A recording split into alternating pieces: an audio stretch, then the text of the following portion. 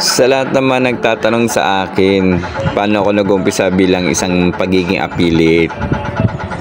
Ito yung naging dahilan ko kung bakit ako naging affiliate dito sa platform ni TikTok. Pinilit ko kasing bumangon ulit kahit na medyo mahirap yung pinagdaanan namin. Yung nakaraang taon na bagyo, yung Karina, inabot kasi kami rito, lagpas tao dito sa lugar namin. Kaya lahat ng paninda namin dito sa Blue App, nagla-live selling din kasi kami ni Mrs. Na wash out lahat yan nakikita nyo sa kwarto na yan, wala na yun, basa na lahat yun, pantapon na yun. Kaya napilitan kami, nakaipon, nagpatayo kami ng second floor, pero hindi pa rin siya natatapos. Yan pa lang, matagal-tagal na rin yan, kaso hindi pa rin siya natatapos. Gawa nga rin kasi wala pa rin kaming pinansyal. Saka gustuhan namin na makasave kami kung sakasakali man bumaulit ng ganon. Kasi dito delikado, lagpas tao kasi ba dito. Saka wala ka nang lilikasan dito. Wala na. Yung dati namin nililikasan, wala na. Meron na nakatira. Ito nga pala yung ano namin, yung wala pa kasing hagdan yung second floor. Kaya dito sa may gilid ng bahay ko, meron kaming hagdan na nakahoy dito. Yan, dito ako maakyat.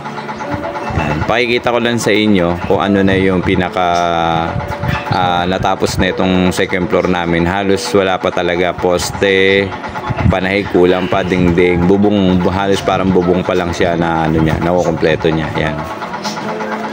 Kaya sa nagtatanong bakit ako naging affiliate, kasi ito yung isang mga dahilan. Maraming nawala sa amin, maraming pagsubok na dumating sa amin mag-asawa. Yung mga pagsubok na dumating sa amin, sobrang lala. Kaya pinilit ulit namin makabangon kahit papano, paunti-unti makaipon para mapaayos namin itong sinasimulan namin second floor. Kaya bilang isang affiliate, laban lang tayo, laban lang, huwag tayong susuko, kasi balang araw magbubunga din lahat ng pagsisikap natin at paghihirap.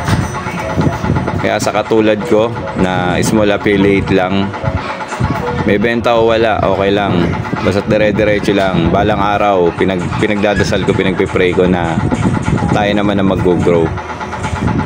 Kung napapansin nyo yung baba, dyan ako nagsushoot ng lens ko. Diyan ko siya sa may bintana, tinututok hanggang doon sa nakukuhanan ko. Yan, ito pala yung pinaka niya, ng second floor ko. Halos marami pang kulang, marami pang perang kailangan nito, kaya kailangan mas marami pang pagsusumikap ang gagawin ko. Kaya laban lang tayo, huwag tayo susuko.